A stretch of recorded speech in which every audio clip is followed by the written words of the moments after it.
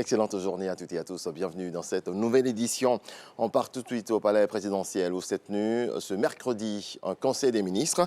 Plusieurs décisions prises, notamment l'adoption d'un projet de loi pour améliorer la gestion des récurrents en cas de litige entre bailleurs et locataires. On voit cela avec Mama Traoré.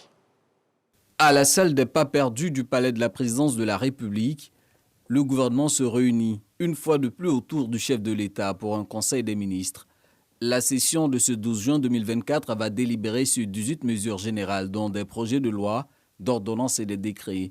La première décision communiquée aux médias dénote de la volonté du gouvernement à régler de manière efficace les récurrents cas de litige dans le domaine immobilier. Il s'agit d'un projet de loi déterminant les procédures applicables aux contentieux relatifs au bail à usage d'habitation et à l'exécution des décisions d'expulsion d'un immeuble.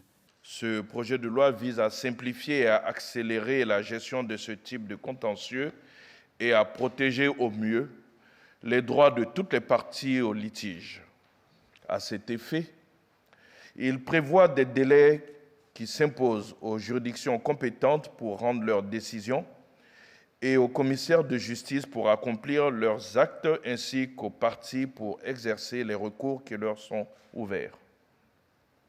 Il prévoit, en outre, la procédure de mise en œuvre des mesures d'exécution de la décision éventuelle d'expulsion par les commissaires de justice pour assurer une protection accrue des intérêts des parties ainsi que des intérêts des tiers, notamment ceux dont les biens seraient en possession du locataire expulsé. Ces nouvelles dispositions sont également prévues pour s'appliquer en matière de bail à usage professionnel, de façon à pallier le vide juridique laissé par l'acte uniforme de l'OHADA portant sur le droit commercial. Le gouvernement envisage aussi d'adapter son dispositif réglementaire de la liberté d'association pour tenir compte des évolutions.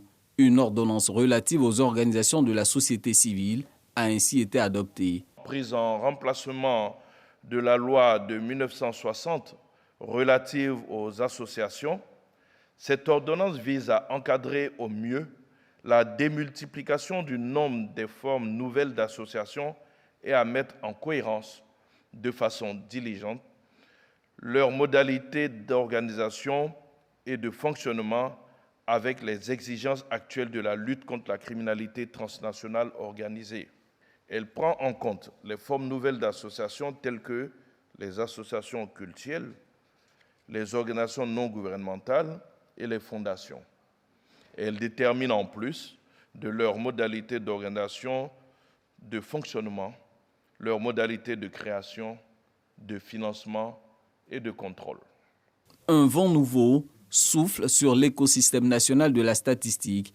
L'Institut national de la statistique vient d'être dissous par décret pour laisser place à 3 nouvelles entités créées par décret. L'ensemble de ces 4 décrets portent des innovations majeures en vue de définir concurremment un système statistique national moderne et performant, doté de ressources adéquates pour produire et diffuser en toute indépendance et en temps opportun des données statistiques fiables. Ces innovations s'articulent autour de la création de 3 nouvelles structures en matière de statistique, à savoir l'Agence nationale de la statistique, le Fonds national de développement de la statistique et le Conseil national de la statistique. Créée en remplacement de l'INS, l'Agence nationale de la statistique est le nouvel organe central chargé de l'animation du système statistique national. Assorti d'un plan d'action, une politique nationale de gestion intégrée des frontières va être mise en œuvre par le gouvernement sur une période de 10 ans.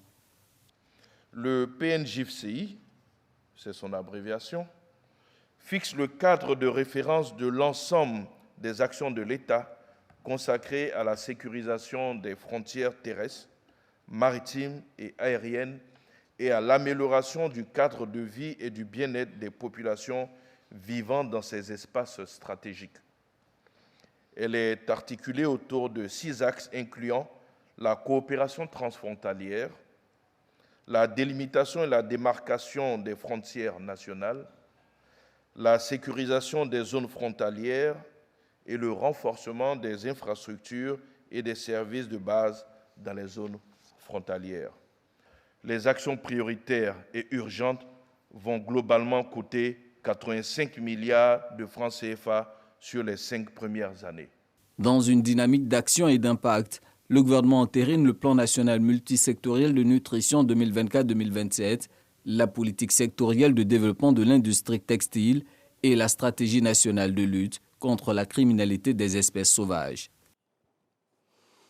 Dans le reste de l'actualité en Guinée, cela fait 3 jours que l'avocat de Moussa Dadis Camara plaide. L'ancien chef d'État est le principal accusé des massacres du 28 septembre, massacres qui ont fait 150 morts et plus de 100 femmes violées. Face à un tribunal calme, maître Jokamel Abba, le principal avocat de Moussa Dadis Camara a donc plaidé la cause de son client qu'il dit victime d'un complot.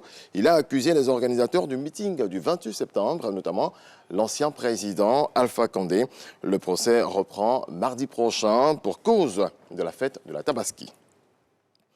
En Mauritanie, la campagne électorale pour l'élection présidentielle du 29 juin prochain démarre officiellement à minuit dans la nuit de jeudi à vendredi, et ce jusqu'au 27 juin prochain. 6 candidats affronteront l'actuel président, Mohamed Ould Al-Razouani, dont le parti est largement arrivé en tête lors des dernières législatives municipales régionales de mai 2023, en raflant 107 sièges sur 176 au Parlement. L'objectif pour la commission électorale est, entre autres, d'organiser des élections transparentes dans un climat apaisé. C'est la fin de ce point de l'actualité. On se retrouve à 7 h pour un nouveau développement.